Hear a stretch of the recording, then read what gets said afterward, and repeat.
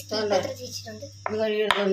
First ഇത് കഴുകാം. ഒരു wait ചെയ്യും. എന്നിട്ട് നമ്മുടെ ഞാൻ വെച്ചിട്ടുണ്ടെങ്കിൽ ഇഡലിയുടെയാണ് എന്നിട്ട് നമ്മൾ ഇഡലിയുടെ സാധനങ്ങളെല്ലാം മാറ്റി വെച്ചിട്ട് നമ്മൾ ഇത് കുറച്ച് വെള്ളം എടുക്കാം. കുറച്ച് വെള്ളം എടുത്താൽ മതി. നമ്മളെ ഈ സാധനം അങ്ങോട്ട് വെച്ച് കൊടുക്കാം. ഇനി നമ്മൾ ബേക്ക് ചെയ്തിട്ട് അടപ്പാണെങ്കിൽ ഇനി ഇത് വേവിക്കാൻ കൊണ്ട് അടുപ്പത്തെല്ലാം സാധനം വെച്ചുകൊണ്ട് മാത്രം. അത് കുക്കർ അടിച്ചാണ്. അടുപ്പിലുള്ള എല്ലാ സാധനം കൊണ്ടില്ലാത്ത ആരും കുറച്ച് പാടാണ്.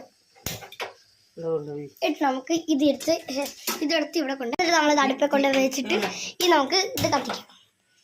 ഏകദേശം